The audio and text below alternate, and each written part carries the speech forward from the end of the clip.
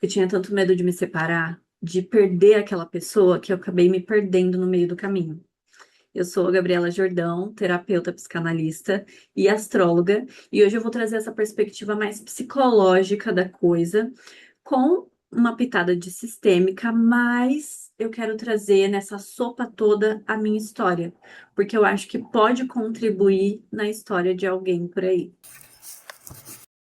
Que na época que eu tava pensando em me separar, cheguei a procurar no Google, cheguei a procurar muitos terapeutas para isso, cheguei a pesquisar no YouTube. Será que existe uma forma da gente saber quando é o momento de se separar? Como é que eu posso passar por isso ilesa de alguma forma, ou tentar controlar minimamente toda a destruição que vai acontecer aqui, ou que já está acontecendo no meu coração, né? Enfim, com os meus sentimentos. Será que tem como ser um pouco mais suave? E é um processo de luto, realmente. A separação é uma das coisas mais difíceis, pelo menos eu considero que eu passei. Eu vejo muitas pessoas em consultório passando por isso, com uma sensação. Gente, eu tô com um livro aqui que eu vou depois mostrar pra vocês, que eu vou indicar. Com certeza vai fazer parte, se você tá num processo assim, ou pensando em separação, ou conhece alguém que tá passando por isso daqui vai ser muito legal de fazer parte da sua escolha também. Enfim, eu estava falando que em consultório eu vejo muito essa questão de ser muito pesado, muito mais pesado do que deveria ser. O medo de não conseguir se bancar, de não ter dinheiro para isso. O medo de perder aquela pessoa como eu mesma sentia. O medo de fazer uma escolha completamente equivocada. O medo do que as pessoas vão achar de você. O medo não só do que as pessoas vão achar, mas do que as pessoas vão falar por aí de você, como se o status fosse muito mais importante. Eu lembro que na minha separação, como eu era mentora de relacionamento, eu ficava julgando que as pessoas iriam julgar. Poxa, se ela é mentora de relacionamento e tá se separando, então quer dizer que a mentoria dela não funciona, não é mesmo? E na verdade foi tão ao contrário disso, porque eu iniciei essa relação já muito indisponível, amorosamente. Era uma relação de 10 anos quase. E aí eu fui me desenvolvendo, fui ficando disponível amorosamente, e por isso, porque eu me tornei disponível, eu acabei me separando. Muito doido isso, não é mesmo? Porque, na real, é exatamente o que minha avó falava. Quando um não quer, dois não brigam. Então, os dois só conseguem fazer algo em conjunto quando os dois querem. E como eu estava ficando disponível e ela ainda estava indisponível, a gente não tinha como mais. Fora que eu me descobri em outras formas também, outras coisas. Eu passei a gostar menos de sair, de ficar em bar, de beber. E aí foi destoando. O nosso caminho, ele estava muito distoante. Essa é a verdade. Quando uma pessoa vai para um lado e a outra vai para o outro, não tem como, né? No sentido dos valores até. Eu queria uma família, eu queria viver a monogamia, inclusive. E essa pessoa, ela estava muito mais se apaixonando por outras pessoas. Ela falava isso para mim, né? Ah, porque eu me apaixono a cada mês por uma pessoa, sei lá, enfim.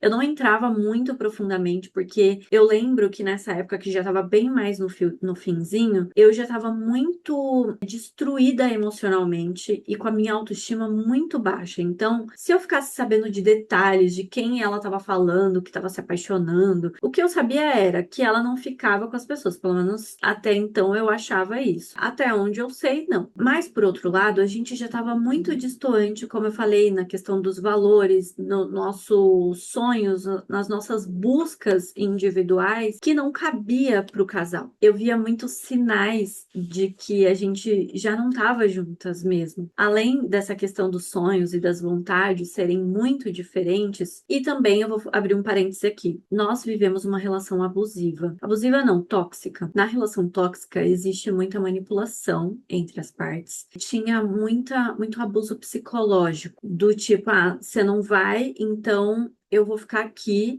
E aí eu vou ser a pessoa mais triste do mundo porque eu tô aqui, porque você não quer fazer nada comigo, porque você não gosta dos meus amigos, porque quando na real eu queria ficar em casa, porque realmente algumas pessoas dali daquele meio não me faziam bem, então eu não queria mais estar. Olha, foi um Deus nos acuda, porque eu reconheci muitos pontos de alerta. E essa questão da manipulação psicológica, de bater em coisas, não bateu em você, mas bateu em coisas, sabe? E vai te gerando medo, vai te gerando essa ansiedade e brigas atrás de brigas, conflitos, baixaria mesmo, né? Que na minha visão hoje eu consigo, na verdade, até antes eu conseguia reconhecer que era muita baixaria e eu cheguei a falar muitas vezes, eu não quero mais esse tipo de troca entre a gente. E, inclusive, se você fizer isso, eu vou me retirar até você se acalmar e a gente conversar. E isso aconteceu pelo menos mais umas duas, três vezes até a separação de fato, e eu me retirava. Então, só para você entender, de repente nem é o seu caso, você não tem altas brigas, é só uma perda de admiração que acontece, uma frieza, um afastamento sexual. Gente, esse assunto. Quando é que a gente consegue realmente perceber a temperatura de um relacionamento? Olha para o. É muito fácil de perceber a que pé tá um relacionamento através do sexo. Se você não tem vontade de ter intimidade com o seu mozão, esse talvez seja um grande alerta de para onde está indo a relação. Mas voltando, então a gente já não tinha mais intimidade. Aquilo me consumia porque é uma necessidade minha bem forte, porque eu sou Afrodite, né? Eu ainda não falei aqui sobre as deusas, os deuses, os arquétipos do inconsciente que todos nós temos, mas um dia eu vou falar mais sobre isso. E a Afrodite, ela é a deusa da sexualidade, do amor, da beleza, do prazer, e eu tava minando o meu prazer. Não só em relação à intimidade com a minha antiga esposa, mas na minha intimidade comigo mesma, nos prazeres da minha própria vida. Então, bem timidamente, eu fui entrando nesse lugar de prazer, mas eu já falo disso. A gente vai explorar um pouco mais essa parte. Voltando para os sinais, lembra que eu sou peixinha, gente. Se você não sabe do que eu tô falando, por favor, assiste o vídeo anterior que você vai entender completamente. Principalmente se você quiser entender como é que você pode ficar disponível para viver uma relação. Dedo podre nunca mais. Agora voltando, você talvez não esteja pedindo demais quando é o essencial para você. Gabi, como é que eu sei que eu tô pedindo demais ou que eu não tô? Olha, se você consegue saber os seus cinco essenciais, porque é isso que eu falava para as minhas mentoradas e hoje falo para as minhas pacientes. Você tem os seus cinco essenciais? No máximo, cinco coisas que você quer numa pessoa. Por quê? Isso ajuda a gente a sair da exigência. Se eu tô muito na exigência, provavelmente eu tô indisponível amorosamente. Se eu exijo que a outra pessoa seja uma pessoa tatuada, porque tem que ter o cabelo preto, porque tem que ser ruiva, porque tem que isso. A gente fica muito nessa pequenez e não olha para aquilo que é essencial. O essencial é aquilo que vai fazer o seu relacionamento deslanchar. Tipo, vou dar o meu exemplo. Para mim é essencial que a pessoa que esteja comigo seja um homem trabalhador. É essencial que ele queira crescer em todas as áreas da vida, seja espiritualmente, mentalmente, enfim, todas as áreas. É essencial que ele seja família, porque eu quero construir uma família. Quero casar. É essencial que ele seja honesto. Para mim, honestidade é acima de tudo. A gente precisa ser muito verdadeira com a gente para de fato reconhecer a verdade no outro. O meu são só esses quatro essenciais. E você? Você tem os seus cinco essenciais? Você sabe o que é que você precisa numa relação? Sem ir para a superficialidade, sem ir pro tem que ser skatista, tem que ser surfista, sem ir para isso. Vai para um lugar muito mais profundo que tem visão de futuro, onde você pode construir de fato um relacionamento saudável. E é claro que o respeito, o amor recíproco é o básico, gente. Isso daí é o feijão com arroz que precisa ter dentro de uma relação, inclusive o sexo. Relacionamento sem sexo é só amizade. É meio polêmico, mas para mim é a verdade. Tá, mas voltando para minha história, quando eu decidi terminar, eu já tinha passado por muitas brigas, muitos conflitos. Eu tava com medo, medo de não conseguir me bancar, como eu falei, medo do que as pessoas iriam achar, o que as minhas clientes iriam achar se eu tava me separando, será que eu era uma mentora confiável, blá, blá, blá, blá. O que eu decidi fazer? Me tratar como a minha própria mentorada. É engraçado que quando você se separa, não sei se você já passou por isso, mas você tem uma energia. Você já viu alguém se separar? Uma energia para fazer as coisas, para fazer as coisas darem certo, para ir para academia, para estudar, para trabalhar.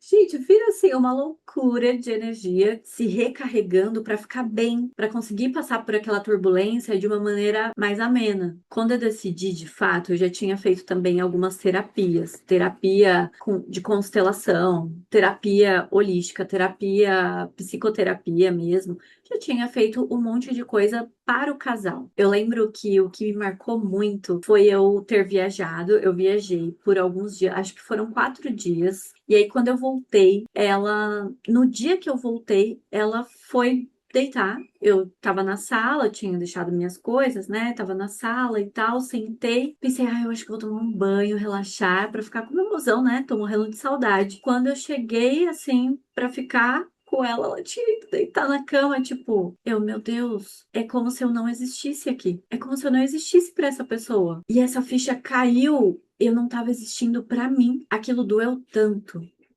Tão profundamente no meu coração. Eu chorei tanto, tanto, tanto. E aí, alguns dias passaram, a gente teve uma mega briga. Abri o meu mapa de revolução solar, porque eu já tava com essa ideia, né, da separação. E aí, eu fui olhar lá, eu pensei, é isso, eu vou me separar. Quando eu abro o mapa, tava lá, pá, Urano rompendo com a minha Vênus, quadrando a minha Vênus, que é relacionamento, né? Urano é o libertador e a Vênus, relacionamento. Claro que tem outros significados, outras simbologias, mas eu vi ali que o Sol estava passando bem em cima desse Urano, ativando essa quadratura no meu mapa, que era uma estruturação, uma reestruturação na minha vida relacional. No dia que ela saiu do apartamento, a gente alugava juntas e eu acabei ficando com o apartamento. Ela me deu um abraço, chorou, e eu não conseguia chorar mais porque eu já tinha chorado tanto essa dor, esse luto. Meses e meses que eu sentia a falta de existir dentro da relação. Então eu já tinha meio que passado pelo luto. Quando ela foi embora, eu senti um grande alívio. É como se eu realmente tivesse me libertado. Aquele Urano reverberou em mim de uma maneira muito significativa. Eu comprei uma cerveja, coloquei a minha série favorita, eu tinha feito faxina no dia na casa, olha que simbólico. E eu brindei comigo mesma. Eu não quero dizer de maneira nenhuma que eu acho super legal se separar. Muito pelo contrário, como eu falei, é uma das coisas mais difíceis de se fazer na vida. Dói, é um luto e a gente precisa sentir cada etapa desse luto. Ele vem e vai. Além de sentir, a gente precisa falar na terapia com o nosso terapeuta sobre isso, porque falar ajuda muito. A gente processa tudo aquilo e simboliza para poder liberar. Outro parênteses que eu vou abrir aqui: quem não processa luto de términos acaba ficando presa nos ex. E aí enrosca toda a vida amorosa. Então, pelo amor de Deus, processa o luto do seu término, de qualquer término que você já teve. Fechou parênteses. O meu processo de recuperação foi um processo de voltar para mim, de poder nutrir aquilo que eu gostava. Eu voltei a fazer dança, eu comecei a dançar a dança do ventre. Eu timidamente já ali no casamento ainda, eu comecei a pintar e aí depois eu intensifiquei a pintura. Quem vê lá no meu Instagram, vê um monte de arte para cima e para baixo minha que eu vou compartilhando, vou fazendo. E eu sou completamente apaixonada por pintura, mas não é algo profissional. Eu comecei a comer melhor, comecei a ir para academia, cuidar do meu corpo, cuidar da minha saúde de uma maneira mais integral. Isso tudo se resume em nutrir uma vida interessante. Ter uma vida interessante para chamar de sua. A gente quer tanto conhecer pessoas interessantes, e mesmo que você não queira conhecer ninguém agora, ou enfim, isso nem não é uma pauta na sua cabeça, mas para quem tá dentro de um relacionamento ou para quem tá solteira, se você tem uma vida interessante, você encontra pessoas interessantes, seja para namorar ou seja para amizade também, e até para trabalhar. Então, nutra a sua vida interessante. Eu me perguntei tantas vezes se eu era boa o suficiente para aquela pessoa, se eu estava sendo interessante o suficiente para aquela pessoa, o que que eu precisava melhorar em mim para agradar aquela pessoa, que eu esqueci de me agradar, de poder olhar para mim e não é se tornar completamente arrogante e egoísta, não é disso que eu tô falando. É sobre a gente de fato sentir prazer na nossa vida, fazer as coisas com prazer no nosso dia a dia, poder olhar no espelho, encarar a mulher que você é e falar, pô, Eu adoro essa mulher, porque essa mulher faz tudo por mim. Ela me cuida, ela me ama, ela me dá o que eu preciso, ela batalha por mim. Sim, você mesma, você precisa batalhar por você mesma para conquistar e seduzir o seu próprio amor. Seja essa mulher que seduza você mesma, olhando no espelho. Ai, Gabi, que história é essa? Me seduzir no espelho? Olha, eu vou te contar uma coisa. Se você olha no espelho e você não gosta daquilo que você vê, dificilmente alguém na rua vai gostar. O amor começa por você, por mais clichê que isso seja. Agora eu quero deixar algumas percepções que eu tenho hoje como psicoterapeuta, mas que também eu movimentei na minha vida. O que eu faria se hoje eu estivesse me separando? Eu não me separaria assim, de bate-pronto. Ah, procurei um vídeo, a moça falou lá, se separa, olha pra você, se cuida, se ama, e é isso.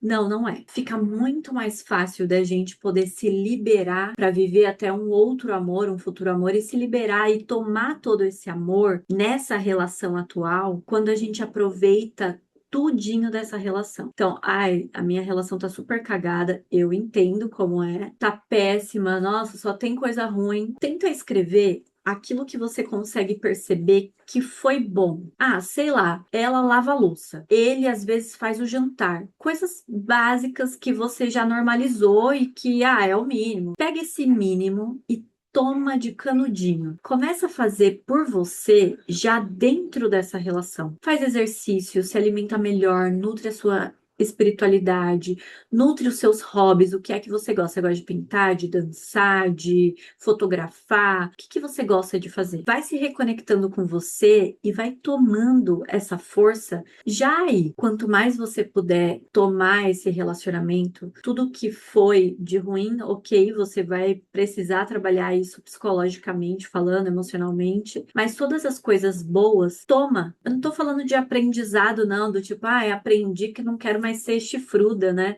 Sei lá, é pegar literalmente as coisas que foram legais, perceber elas e ser grata. Quando você pode tomar o amor que você recebeu dessa pessoa ou nessa relação, nas trocas que vocês tiveram, por mais que seja, sei lá, um carinho na bochecha que essa pessoa tenha feito em você, mais preenchida de amor você vai para a vida. Não mais vazia. É muito desinteressante encontrar alguém vazia e desprovida de amor. Geralmente essa pessoa é aquela pessoa amargurada, que tá muito mal, que às vezes tá nesse lugar mais vitimizado e que é pesado. Às vezes nem a gente se aguenta estando nesse lugar. É claro que tem fases e fases. Às vezes a gente tá nessa fase mais deprê e isso precisa ser trabalhado na psicoterapia. Às vezes até com remédio e faz parte. Eu só quero deixar aqui uma linha guia para que você possa viver até o último dessa relação e que você não tenha a sensação de que te levaram tudo, porque sempre, sempre, sempre pode te sobrar amor quando você sabe o que tomar. Se esse vídeo fez sentido para você, de alguma forma, curte, compartilha, se inscreve no canal. E o livro, muito importante o livro aqui,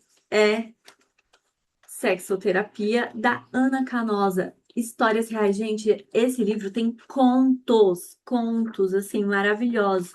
O prazer da aceitação. Olha só, não sei se eu poderia mostrar a imagem, mas enfim, a gente vai rindo, rindo, rindo. Quando você vê, você já tá, assim, super relaxada nesse assunto da sexualidade, do desenvolvimento da sexualidade, que é tão importante para todos os relacionamentos, inclusive o seu com você mesma. Lê e depois me conta.